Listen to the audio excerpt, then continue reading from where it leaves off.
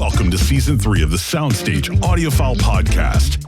Last year, host Jorden Guth got a crash course in the fundamentals of hi-fi from enthusiasts, journalists, manufacturers, and music industry professionals alike. Those lessons will continue, but this year, Jorden will also get a history lesson from the legends who were there from the giddy-up and who made hi-fi what it is today. So with that out of the way, here's Jorden and this week's guest. Hello and welcome to the SoundStage Audiophile Podcast.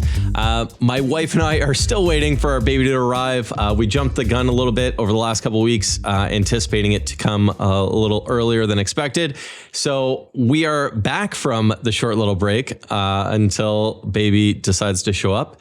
And this week, we invited Doug Schneider on to talk about some of the new speakers and some of the activity that's happening in the hi-fi world. Welcome, Doug. Hey, Jorden. And yes, you jumped the gun. You could have been on the Denmark trip with us quite easily. I know. Well, we were expecting our new baby to arrive. We don't know the gender yet, but we're expecting them to arrive closer to the actual due date. But now we're just at the due date and nothing's happening. So I didn't want to book guests and then have to cancel on them. I think that's rude. But with you, at least, I can just cancel on you last minute and you won't take it too personally. Exactly. So we've talked about this in messages a little bit. My email has just been going off with different notifications of different speakers and different companies that are launching stuff right now. And I was asking you, like, what's going on? We're kind of a little bit in this lull between shows. Cedia and the Ascot show are in the rearview mirror. We don't have the Poland show for a little bit, and Munich is still far enough away. But all these companies are starting to release products.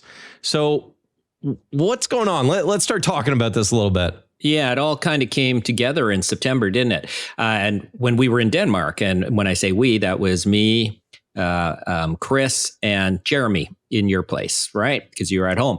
And it dawned on me then, there are a lot of speakers being released. And before we go on to what those speakers are, you know, the world didn't really need any more speakers, because I said for a long time that if we had half the amount of speaker companies we do now, we'd still have 4 times too many.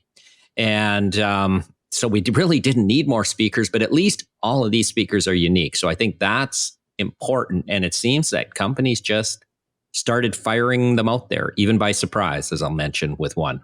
Oh, yeah. I mean, it's kind of nuts when you consider how many companies are already out there. But I know, at least for, I think most of the speakers that we're going to talk about, one, they all have a very unique look. Once you see them once, you're going to be like, oh yeah, that's a totally unique look. Yeah. And it's a mix of established companies and new companies. Exactly. And so they all look different. They all kind of are different and for different uses. So they're all useful. Now we'll see if they find an audience, but we can talk about them. All right. So where do we want to start? Do we want to go alphabetically? Do we want to go release date? No, what do you think? Yeah, let's go by the trip and release date. So as we covered them on that trip, and then, you know, as they got released, because that kind of so hit me up. What was the first one that kind of started or seemingly started this wave of new releases? Okay, so we went to DALI, Danish audiophile loudspeaker industries, founded by Peter Lingdorf in 1983. It's kind of the house brand for the hi-fi club and retail stores in Europe, which number almost 100 stores. So they added to what's called their Epicor line. Now, DALI started off way back as lower price speakers, high value speakers, because they were the hi-fi club and house brand, basically, of speakers. And then they established themselves into their own entity more, and they're still sold in Hi-Fi Club, but they're sold around the world. I think they might be the second largest seller of hi-fi speakers globally. They're huge. And, you know, they've got over 200 people in Denmark in their factory. They built a lot of it in Denmark. And we saw that there. So 2 years ago, they released, just over 2 years ago, actually, the Core, which was their statement. All they had learned, the Core loudspeaker, which sells right now for $120,000 per pair in the US. And it was to kind of say, hey, this is what DALI can do. Obviously, I think they wanted to sell some, and they have sold some, but they also used it as a way to develop new technologies, drivers, cabinets, otherwise, and then trickle that down to new speakers. And the first speaker to come from that was called the Epicor 11. That was introduced last year at half the price of the Core, so $60,000 per pair. And Jason Thorpe reviewed it. It's a pretty big speaker, 4.5-way design, I believe.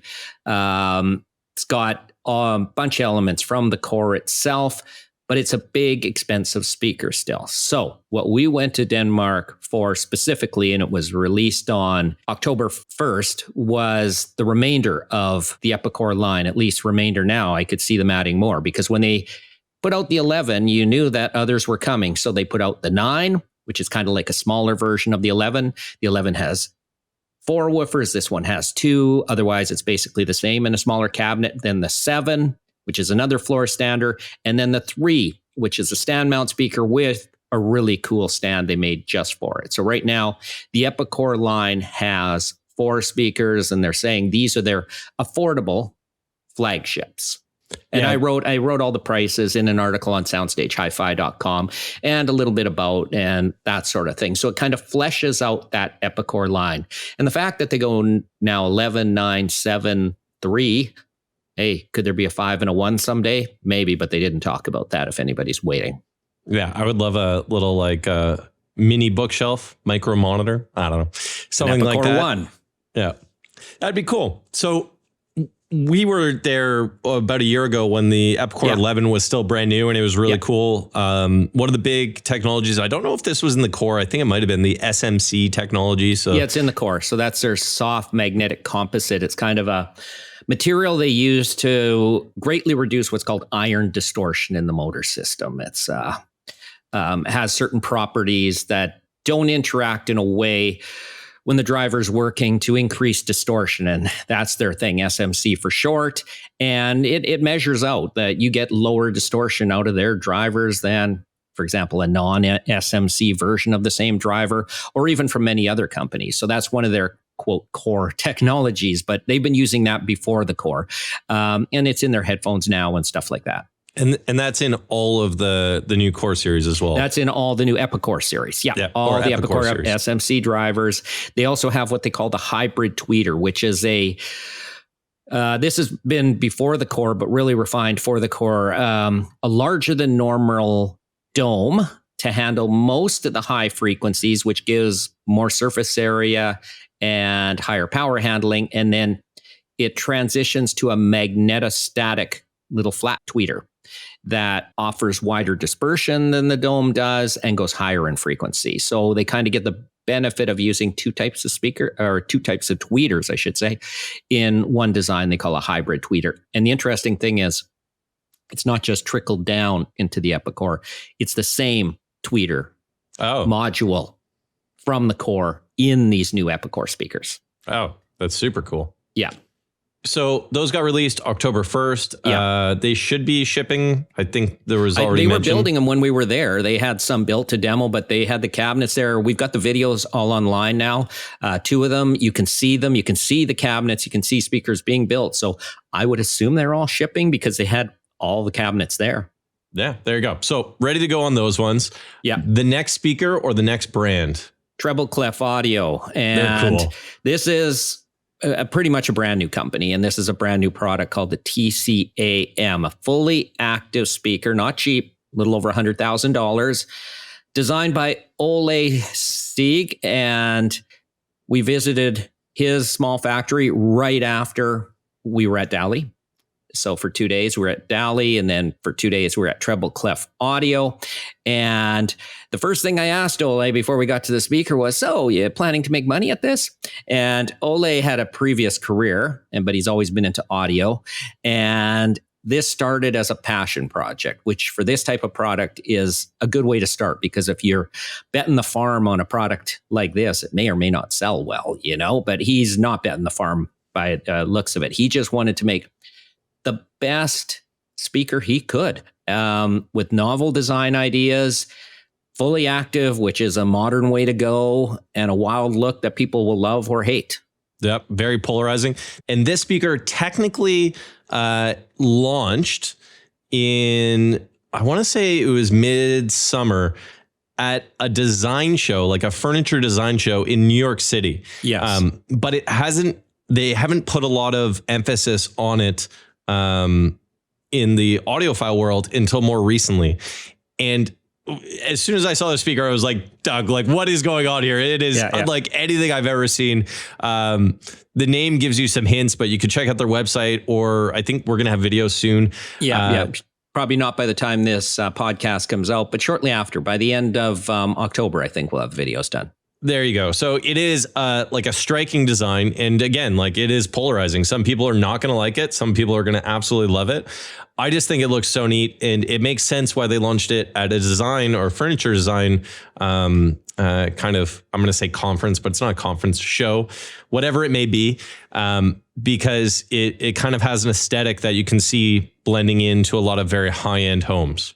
Yeah. Now, I think that's it was a good thing, because it obviously makes a design statement. I think it's kind of a bad thing too, in the sense of it might have looked to people about that it was more of a aesthetic design exercise than acoustic design exercise. Which is not the case. Which is not the case, Ole. Because when we were there for 2 days, I talked about nothing aesthetic, well, maybe a little bit, but more acoustic. And it's a very serious effort, really serious. And he is not, in a sense, reinventing the wheel. He is going by tried and true principles. Now, we haven't measured the speaker yet, but he was showing me measurements he had done using the Klippel near field scanner and stuff.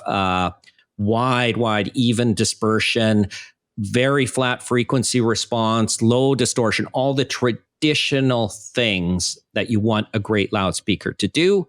Then he kind of steps it a little further, and this is where the active and the DSP, it's a linear phase speaker, which means his step response is ideal, which means he can, using DSP, kind of get all the drivers to fire at the same time. So you don't have these timing phase shifts that plague traditional passive loudspeakers or even analog active. You're going to get phase shift.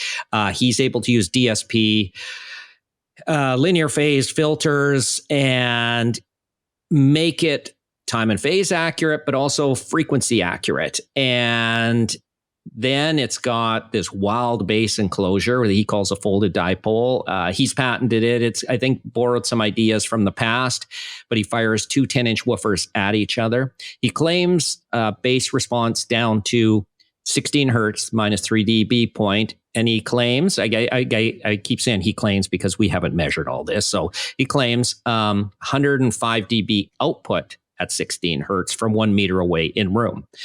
So that's very loud. Impressive. Too. And he played the speakers loud when we were there, like really loud.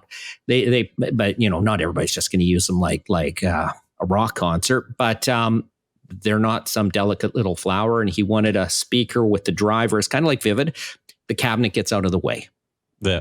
You mentioned Vivid, and there's the original story about Lawrence launching the Vivids, and everyone kind of thinking the same thing, like, oh, he went for an aesthetic design as opposed to an engineering design, and exactly the same. Like, anyone that's heard the Vivid loudspeakers or knows Lawrence, same with Treble Clef, like there's a lot of engineering work behind it.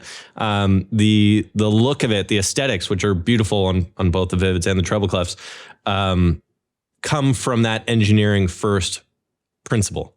Form follows function. And I want to say something about these wild designs, because you get these reviewers. This is one of my rants. And we had some with us, and maybe some still, who would say, oh, Vivid, they're great, but they look so wild.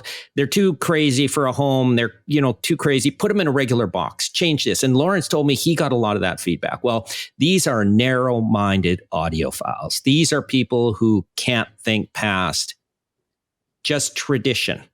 Yeah. He made it that way for a thing. And here's the thing that benefits companies like Treble Clef, like Vivid, like others. It's a love it or hate it look. And we don't need more speakers, and we certainly don't need more box speakers. I mean, there's enough box speakers. So if you love the look, it's the only thing like it. Yeah, you will sell more. I don't know if this is 100% true, but I heard this like 25 years ago, that Sony, because they were the beta producer, and VHS was made by many manufacturers, Sony sold more beta VCRs than any single VHS manufacturer because they were one of a kind. I don't know if that was true, but I wouldn't be surprised. This was back in the day. And you want a Vivid? Well, a Vivid's the only thing that looks like a Vivid. You want a Treble Clef? A Treble Clef is the only thing that looks like a Treble Clef. So I think those wild looks benefit. Yeah, and I would also say that it's hard to imitate one of these speakers. I can't think of another speaker company that would try or has tried in the past or will try, I can't imagine it, to make something that looks like a Vivid, because you just couldn't. You just couldn't. You just would either be totally ripping it off and people would call you out, or it just doesn't make sense financially because there's so much work involved in actually giving them the performance that they have. Same with Treble Clef. Like I can't imagine anyone else is going to try and copy this anytime soon. No. And so I do want to tell people this is a serious engineering effort. It's not a design exercise for just to have something that look. I 2 days with Ole. I saw how they make the parts. I saw his design ideas. I heard the speakers at length. This is a serious attempt. And it is a design conscious, serious attempt. So it's going to be interesting how it hits the market. Yeah. Now it's kind of neat because like the design of it, you can customize pretty much everything as well. Yeah. In terms of the look, the finishes, the materials. So you can basically custom tailor it to your home. And I think there is something about that Scandinavian look and that Scandinavian design appeal that I think these are going to sell a fair bit. Like I think people are going to really take to them, especially if you're that lucky few that have both the money to be able to afford them and the house and the interior designer and the partners and whatever else it may be to kind of say, yeah, like that's what we're going for. Like it. Yeah, and he told me I'm not gonna share it here, but he told me his sales objective, and I guess it's just objective because it was so many per year, and it's feasible. Yep. That he could hit it. And his biggest challenge will be, as any new company that I warn, it's a new company. It takes time. So people are going to look at it. They're going to see it as an anomaly right now. And to make it catch means mostly time. Yeah. Which is tough for a new company as well. Well, it is, but luckily he's not betting the farm on this. Yeah. This started as a passion project, not a commercial project. If he was betting the farm on it, and I've seen companies do that. Oh my God, we got to sell a whole bunch in the first year. Well, you're not going to. Yeah. You got to just get known in the first year. Yeah, that's fair. All right. So, what is up next for the next new speaker or speaker lineup? Well, while we were in Denmark, so I caught wind of it just before we were leaving for Denmark.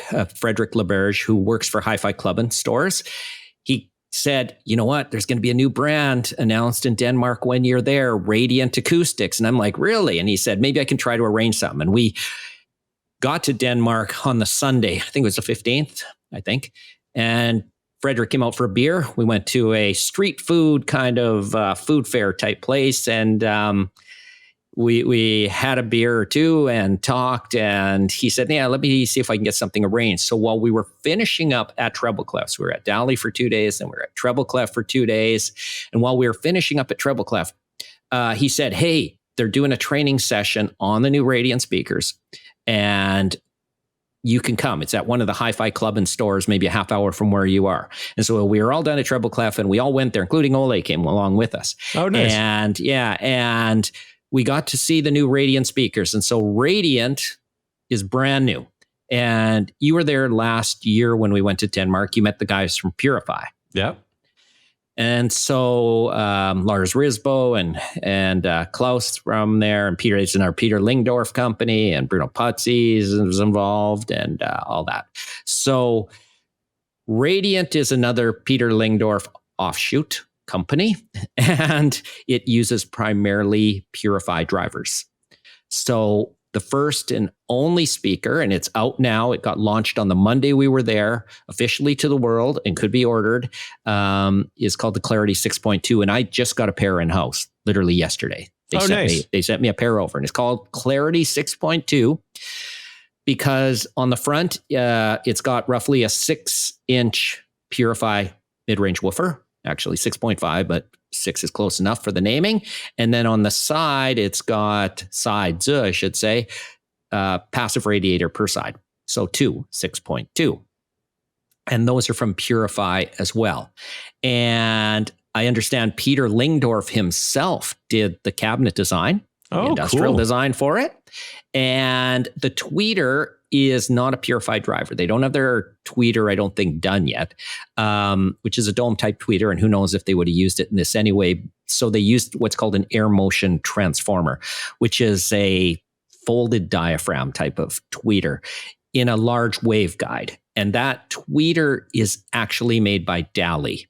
I don't know who designed, but DALI, actually, another Peter Lingdorf company, actually makes the tweeter, and then Purify's Peter Lingdorf co-founded company, supplies the drivers. It's all made in Denmark, from what I understand. And the real kicker is it's factory direct. So, yes. And here's how, because like I said at the beginning, there are too many speaker companies in the world already, and you're not going to get in. So it's going to be sold, or is being sold, I should say, in Hi-Fi Club and stores. And they consider that factory direct because it's all part of the Lingdorf family. Okay. But if you're not near a Hi-Fi Club and store, you go online and order, and they're $4,500 per pair in the US, and they ship it to you for that amount, all taxes and shipping included. No way. Yeah. And this is they're not the first to do that. I think in Denmark, Buchart Audio was the first to do that successfully years ago. If you remember, we stopped at Buchart to give them a trophy. Cool. They also used Purify drivers. Yeah, they were using Purify drivers in at least one of the models. And so they're gone with a factory direct route, which I think is smart, because you're going to be in for a lot of hurt if you're trying to get into the dwindling amount of stores. And so you can go online right now and order this thing. And I don't know if you mentioned that these are passive speakers. They're not active. These are purely passive speakers. And I don't think the stand for them is ready. That's quite important. I should warn people that because of the way the tweeter disperses its sound, it's got very, very wide dispersion, but very narrow dispersion. The tweeter has to be at ear height. So the stand that they're supplying has to be either pointed up at you, or you got to have tall stands that fire the tweeter right at you for the optimal balance. Interesting. So a little bit different than the PSB Alpha IQs that disperse kind of widely, even vertically. And actually, DALI speakers do too. I was talking to Lars War, the CEO, about that, what kind of vertical window they have. And it's quite high, but these have kind of a narrow vertical window. Interesting. Now, the question that I had about this, because when we were in Denmark last year and we met the Purify guys, the drivers were incredible, but at the time, they weren't really thinking about going direct into the speaker, like the manufacturing of the speakers themselves. They were going to stick with drivers, but they did have their, I'm going to call them their demo speakers, basically to highlight the Purified drivers. They had those demo speakers, yes, that they set up in the hotel room for us to listen to and all that. How close are these new Clarity speakers to those demo ones that we heard? Yeah, that's an interesting question. Klaus Niesgaard was the other person from Purify, and he was he's an engineer, but he was more the business guy. And we were talking about, you can have your own brand. That's the best way to get them in, blah, blah, blah, blah, blah. They don't want their own brand. And Radiant isn't their own brand. It's a related brand. Gotcha. That should be clear. So, and I understand that Lars Risbo, who does a lot of the acoustic design there, didn't actually acoustically design this Clarity speaker. I saw that posted online. He said somebody else did. He didn't name who, but he said, no, I didn't do the acoustic design. But it is similar to his demo speaker, because that demo speaker had a Purify front-mounted mid-range woofer and 2 passive radiators, and then his dome tweeter, the upcoming Purified dome tweeter, in a large waveguide. So the idea of the passive radiators and the front-mounted mid-range woofer, those are similar, but it's a smaller cabinet than his. Gotcha. And the tweeter is different. So it's similar, but not too close to the same. Okay. It's very similar, kind of stands on its own. when we were looking at those in that hotel room, they looked really cool, but they were definitely a demo system, and the speakers themselves weren't the highlight. The drivers were the highlight. I'm trying to even think. Did we ever publish a video with those speakers in there? We got to get Chris on that, because that's one of the still upcoming videos we have from Denmark. We produced so many in Denmark when we were there on that trip. Vitas Audio, DALI, all that. We have video, at least a video, and maybe videos coming up with Lars Risbo talking about that speaker. Yeah, because I was going to say that's a really interesting thing for anyone that's curious about this Radiant acoustic technology. That might be almost like and they're related companies. They're not the same company, obviously, but that could be like almost a preview of what the Radiance or these Clarity 6.2 ended up being. Yeah, and that Purify speaker he showed, as far as I know, will never be commercially available. Yeah, they were mentioning because they're making the parts. So it was just to demo their stuff. Yeah. And so that's where Radiant came from. So it's all under this Langdor family, but Treble Clef isn't under the Langdor family. That's true. Yet another Danish audio company. Maybe we can talk about that later. Yeah. Okay. So Radiant Technology, another speaker. No, Radiant Acoustics. Radiant Acoustics. And it's radiantacoustics.com. That's important for people to know because of the website. Yeah. There you go. So next up in new speakers that have gone launched in the last little bit, what else do we got? Arendal Sound. From Norway. So not in Denmark, Norway. Yeah, close, but a little further away. Their 1528 speaker series, I think 6 models. And you know the big one well, the Tower 8, because you helped measure it at NRC, and it was the most cumbersome, difficult speaker we've ever measured because of its combination of height and weight. Yeah. It was a son of a bitch. Yeah, I think I mentioned it in the last Central video. I think there's a couple photos there. It was heavy. It was big. It was a 2-man lift for pretty much everything to move it around. But those are another set of speakers. Like, they don't look like a lot of other speakers that I've seen before. They've got really quite a striking look. Yeah, the concave design. Curve. And I was even talking to a designer at another company who had seen the Arendal stuff in the past, and he didn't really like the older Arendal, have very Scandinavian look to it. And then when this came out, he said, "Oh, they fixed the industrial design with this," and he quite liked the swooped. And online, Dean Hartley, who used to be the technical director of Monitor Audio, commented that he loved the new design. And this is a company, we're going to learn more because we're going to Norway in November. So after this launches, you will be there in Norway, I presume. And we're going to see Arendal. But this is a company has been around since maybe 2015 doing stuff. And now they're making a bigger push, and they're doing the factory direct thing. Yeah. So when we first started talking about them and learning about these speakers, my understanding, and it was kind of incorrect, I believe, was that they were more focused on the home theater stuff. But after speaking to Jan, what he said was the CEO.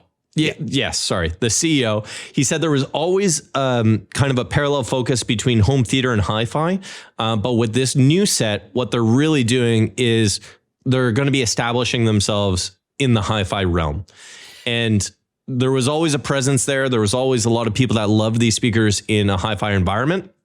But this new set is going to kind of make that case much more strongly and put it in front of a lot more hi-fi enthusiasts. Yes, and it's going to do something else. And, we were under NDA to keep it confidential because we had the speaker and we couldn't announce it, and they didn't launch the whole series till October 1st. But I mentioned to people, a new series of speakers is going to come out that is going to change the game in terms of factory direct selling. Because this is another company like Bukart, like Radiant Acoustics, that is selling direct to consumers. Go on the website, click buy, and it comes to your door. And what's astonishing about these speakers is the Radiant's pretty light. It came in 2 small boxes that probably didn't weigh 20 pounds each, probably 15 pounds each. Yeah. When that pallet showed up with Tower 8 from the DHL guy, And I saw him crank it up. I said, how much does that weigh? Because it had 2 big boxes on it. And he looked at the thing and he said, it's over 400 pounds. And I was thinking, whoa, this is game changing in the sense of, factory direct, usually small things. Yeah. They're going to land this at people's doors, this size. This is game changing. And hopefully it works for them. And if it does, it might have other companies going, wow, they can ship something that big safely around the world. Yeah. To the consumer at a reasonable price. Because these speakers, the biggest one in the series, $9,500 per pair. I thought they were going to be $15,000 a pair just on the factory direct thing. They came in at $9,500 in the US. They look more like $25,000. They look beautiful. The finishing is great.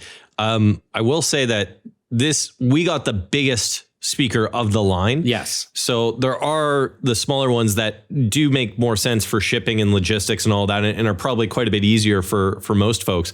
But the fact that this giant speaker is getting shipped around, and you mentioned safely, when we took the packaging off, the foam around it never ended. Like, I know they have to really package it well. We were taking pieces out and cardboard and foam inserts and this and that. And by the time we got to the end, I mean, there was nothing that was going to hit this speaker or come even close to it. It was very well packaged. Exactly. So this is a real, and I'm really interested, unlike the Denmark trip that's over now. These guys are from Norway, and we're going to see Hagel, and we're going to see them, and we're going to see Electric Company yet. I'm really interested to learn more about this Arendal Sound, how their business model exactly works, how they can ship these sizes of products now around the world, and if it's going to work. It's very interesting to me. Cool. All right. So let's take a very quick break, and then we'll get into the last bit of new speakers that we've just seen announced, and we'll go from there. Sounds good.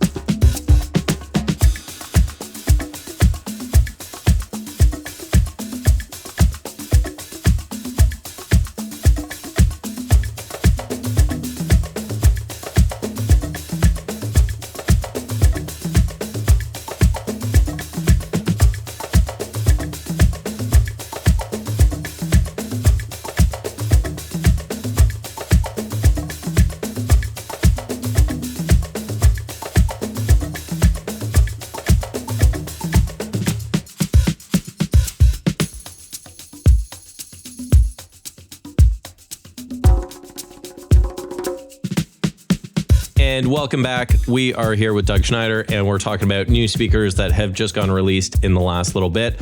So we just spoke about the Radiant technology speakers. Let's Radiant Acoustics. You keep saying Radiant technology speakers. Why Radiant Acoustics. Radiant it's okay to leave this error in because this will drill it into people's minds. I mean, is it better or worse than me saying vinyls? I'm probably going to get less flack for saying Radiant technology sounds at least like the only problem is it's wrong. Yeah, I know. Well, I'm humble. But there is definitive technology and golden ear technology. There's technology in there. I'll be humble in the fact that I don't get it right all the time. It's vinyl and Radiant. No, it's records. Okay, it's not vinyls. Well, I didn't say vinyls. I said vinyl. Okay. Anyways, sorry about this. And let's go on to the next new set of speakers. New speaker, not from Scandinavia this time. France is not Scandinavia. So Treble Clef we established, technically introduced in the summer, but the audiophile market really now. Arendal Sound and DALI launched on the 1st of October. And then on the 2nd of October, Focal announced I don't know if you say, I guess Diva Utopia, right? Nobody would say Diva. It's not plural. It's just Diva. Diva Utopia. And this is in ways a game changer because this is another fully active speaker. That's not the game-changing ability, but it employs Name Audio's amplification and AIM out of the UK, which is a sister company to Focal. They're both under the same corporate umbrella. So those who are fans of Name Audio electronics, and there are many in the world, get to see Name electronics in a Focal speaker. And this is definitely a Utopia speaker. It has that distinctive, wild Utopia type styling. And I saw pictures of it before the launch, and I said, this is actually really, really cool. So it's a streaming speaker, fully active, streaming stuff built into it. So technically, you can plug these things into the walls, I guess, depending where you have to plug them in, because each of them need to be plugged in, and then bring up the app on your phone or whatever and start streaming out of your service. I don't know what they're using for kind of an interface, but Name Audio has had their own interface for a long time, so maybe it's that. It also has analog input if you can connect up a turntable and a phono stage, but it is a luxury level, fully active speaker system. Self-contained, electronic, streaming capability, all that in a really wild styling that I kind of like, though people are noting something that's a little odd, and that is the patterned exterior is actually felt. So that's actually one of the questions that I have. If no one has seen these speakers yet, go look them up because they look wild. The first thing I thought of for some reason was the movie WALL-E. Yeah. That there's something about the look that kind of reminds me of one of the robots on there. They look very cool. I couldn't tell if it was like a hard material that's kind of encasing it. It's felt. I look close. It's felt, and people have been talking about that. Yeah. Interesting. And this is a luxury thing. They're $40,000 a pair in the US. Now, would that add or subtract the acoustics, or? Well, I don't know if it's going to hurt. Maybe it'll add a bit of the legitimately people wondered, are cats going to claw at it? Oh shit. Yeah. And, and I asked Diego, our measurements guy who has cats, and he's a huge Focal fan. And he said, yeah, I think they will actually claw at that. And I'm wondering, like, is it replaceable? The fabric, I am going to see them next week in New York. I'll be in New York, and Focal is having a North American launch party on the 8th, I think. And I will see them and hear them for the first time. I've only seen the pictures, and I'm really excited too, because it's kind of got a WALL-E kind of space age thing going. But on the other hand, I looked at them and I thought, these things are styled such you could see them in a luxury living room. They definitely have a modern aesthetic that's really, really neat. And that's what makes them kind of a game changer in a way. Focal's a big company launching this fully active system with Name Electronics inside. And it's kind of like going to make a mark. I think many other companies are going to watch if this is successful or not. So the question that I have on this is, and you might not know just yet, but have they released all the details? Like, is there going to be different colors, or is it only this color?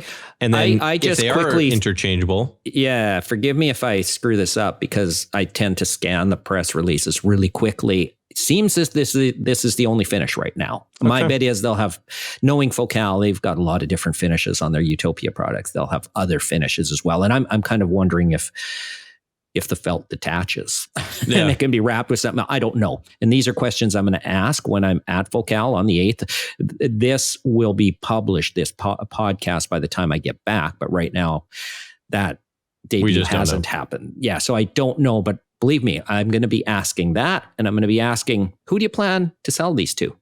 Very hardcore cool. audiophiles, or people who want something really statement level? Yeah. And who have the means to buy it, because it's really a cool product in a way. Yeah, I mean, I can imagine folks that, again, they're looking for a certain aesthetic in their home, and they have the money to be able to kind of buy whatever their heart desires. And I could see people kind of going towards this. Yeah, and now $40,000 isn't cheap at all. Let's not pretend, right? Audiophiles thing. However, it's easy with a whole bunch of separate components and stuff to blow past $40,000. Yeah, you will in a, even if you buy the stand mounted Epicor, once you buy the stand, the speaker, the amplification, streamer and all that, you're going to be 40 or up. Yeah, cable, all network that switches. You always need the network switch. yes, the audiophile network switch. That's mandatory. And go see my video about that. And all that stuff. So this is 40 all in. Yeah. Now that doesn't include a turntable. So you need a turntable and PhonoStage, but your streaming capability is all there. People that you can just add that stuff on. So it's 40 all in. And somebody could go, oh, that's really cool. And I don't need a whole bunch of amps and stuff around the house. And for that type of buyer, could be really attractive. All right. So I think that wraps up the new speakers. I mean, there's a bunch of other speakers that have come out in the last little bit that we either don't know enough about or we're going to talk about later on. So we'll keep it at that. So let me just ask, like, why is this last month the time to release speakers? That's a good question. And I don't have any definitive answers, but I have, I think, some answers. So they all seem to drop October-ish, right? Yeah. And maybe more will come out soon. And things tend to come out in the spring or fall because summer tends to be dead. And Europe in particular, you know, this, like when we try to plan trips, everybody seems to be away in the summer, right? So summer is never a good time.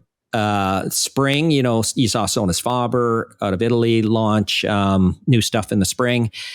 And it just seemed, I think September was probably too early. October 1st was probably like the time most of these companies got back to the office, got all their plans together and said, let's drop it October 1st. It's, you know, fairly far from Christmas, but close enough to Christmas. And it just seems like a good time to. And what I also liked is they didn't wait for some audio show. I hate when companies wait for audio shows. It's the stupidest place to launch a product. It's a great place to show a product.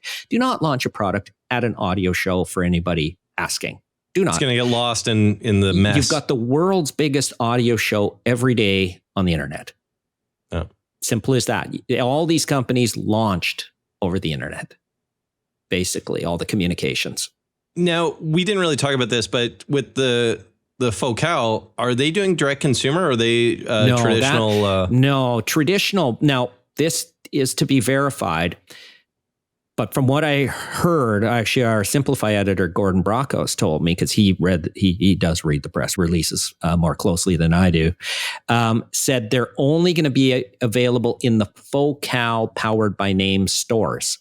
Now, these stores are either existing audio stores that have a Focal Powered by Name section, or like the one I was in Cannes, France, it's a Focal Powered by Name store. Okay. So it's only going to be available. It's not going to be in a retailer that doesn't have the Focal Powered by Name element to it. So in ways, that's factory direct, in a sense. But those stores are often privately owned. So it's not really factory direct. But yeah, you have to buy it through there. You won't be able to buy it online. Interesting. They probably want a certain amount of service involved. And I imagine those Focal Powered by Name stores have the service element. They want to make sure it goes into somebody's house, works right, gets all the networking stuff set up.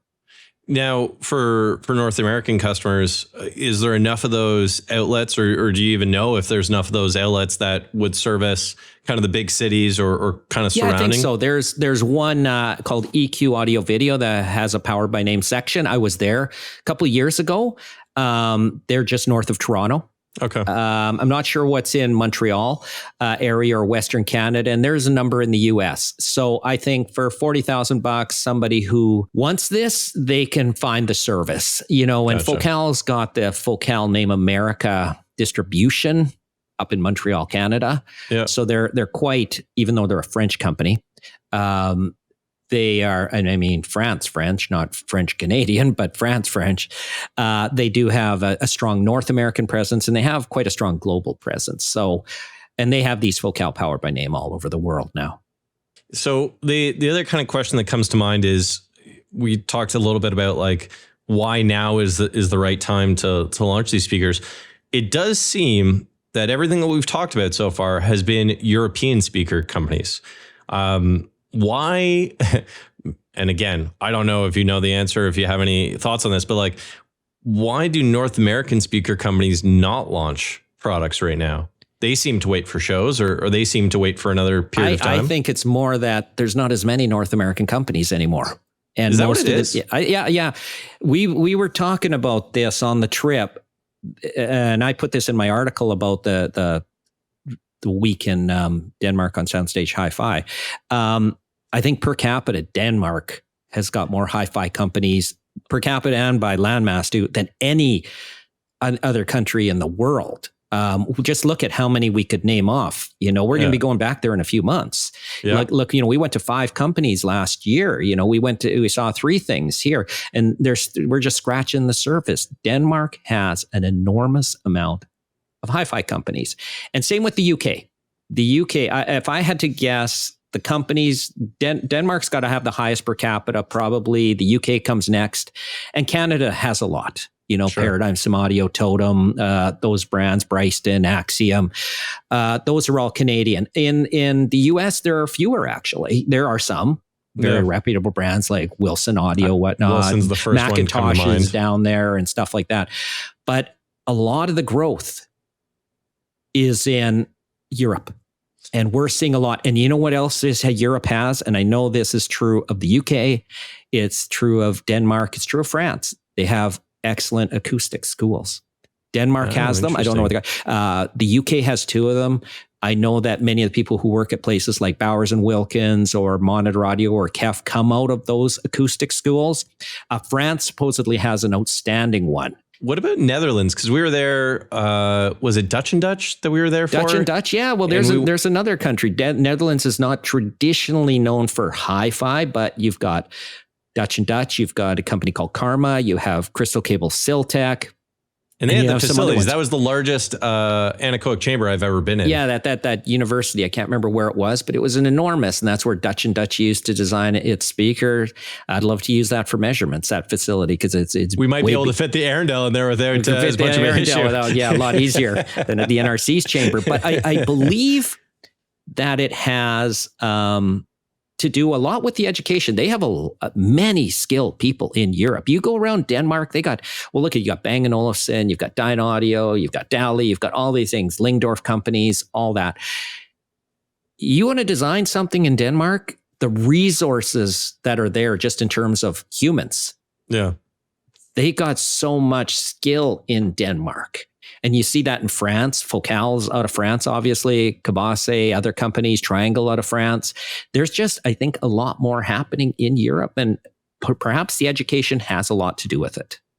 Maybe a podcast series kind of exploring Denmark's history in audio research and all of that, similar to what we did with the NRC and Floyd Toole and all that, but from the Denmark perspective or the European perspective. Yeah, and you got to wonder if maybe Bang & Olufsen had a lot to do with that.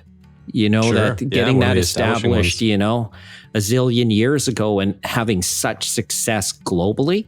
And I seem to remember something about Sennheiser being a really big proponent of that as well. Near T+A. Yeah. Germany, in Sennheiser pushing out a lot of the audio research and stuff and all that. So that might be interesting. Yeah, to do good audio, and this is where I believe the tech companies are failing because they put out a lot of crap. To do good audio, you have to have a lot of skill. You have to know what sounds good. So when these companies tend to hire in North America, many of the skilled speaker designers go work for tech companies because they don't really have it inside. You don't have a bunch of computer guys knowing how to design a good set of speakers or headphones. It's a real skill to make something sound good. And so you have these, in Canada, we had the NRC influence, which influenced a number of those guys went down and worked for, Alan Devanchier works for Samsung doing all the sound bars. Floyd Toole went down and worked for Harman with Sean Olive. Yeah. I know other guys went to work for Apple on their products and stuff like that. You need that real skill. And the US doesn't seem to pump that out. A lot of people from Canada came out of the NRC side of it. And then in Europe, you seem to have, I understand there's an amazing acoustic school in France. I know there's excellent ones in Denmark, in England. And I think that is probably the reason. And if you look at the audio shows too, the best audio shows are in Europe. Munich High End, And then also this month later, I'm going to be at the Warsaw show. Yeah, that's going to be a good one. And these are big shows. And, the late Charles Hanson, he founded Acoustics. Said to me many years ago, he said, because he knew we were traveling to Europe a lot. He said, nothing seems to be happening in North America in terms of startups. He said, it's all in Europe. And he said, Europe's also got the best shows. Do the startups build the shows, or do the shows build the startups? It's a chicken and egg thing. And I'm like, I don't know, but you're right. It's happening in Europe big time. Well, and then you throw into the mix the idea that direct to consumers is a new model that people are picking up, but it doesn't seem to be as popular in North American hi-fi. I mean, there's Emotiva, there's SVS and those folks, and they're definitely, they're huge, but they don't seem to tap into the extreme hi-fi of some of these other ones from Europe. Yeah, and look at people can't see us. We don't have the video element to this, but I'm wearing a pair of Bowers & Wilkins headphones. You're wearing a pair of Allo Audio headphones, right? Yeah. And what's Dennis? Well, I don't know what Dennis wears, but he's probably wearing European headphones too. Come on, Doug. You know I'm wearing AKGs, buddy. Well, AKGs from where originally? Oh, that's a good question. I don't know. But I'm mixing and mastering audio. It's AKG. AKG, I think, is greatly influenced by Sean Olive, Canadian, out of the NRC, straight out of the NRC. To be fair, I also have my Sonys right beside me. We need to talk about Japanese companies more. We need to figure out why there's not as many Japanese companies popping up and launching new products. This is true. They got tremendous Japanese companies, but you don't see many startups. Yeah. Nor, I'm going to say new products, but I can't think of a Japanese company that's been really active in launching a new speaker or anything like that lately. No. Yeah. Hopefully we didn't miss somebody. Okay. Yeah, I apologize if we missed them. All right. With that, was there anything else that we should talk about or mention before we No, these are the hot products right now. We might have missed something. We apologize to those who did, but we're going to be in Norway. You're going to be there this time. Yep. We're going to be seeing those 3 companies I mentioned earlier, and we're going to keep traveling. Yeah. And we're going to be back in Denmark. Norway. We are going to be in the US. We are going to be in Germany again. Yeah. Maybe be in the Netherlands again. Might even be in France again. We got a busy couple months. Yes, all over winter. Best time to travel, right? Yeah. Especially when there's a new baby at home. Maybe I'll get full nights of sleep in the hotel room. Yes.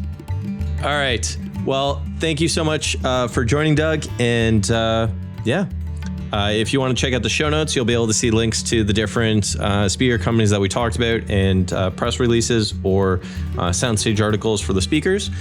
And our YouTube channel. Or youtube.com/soundstage. Network. SoundStage Network. youtube.com/soundstage network. And Radiant Acoustics. Radiant Acoustics. And Treble Clef Audio. And DALI. Treble Clef Audio. And no vinyls anymore. No vinyls. I haven't said the plural of vinyl in a while. Anyways, take care and all the best. Okay, thanks.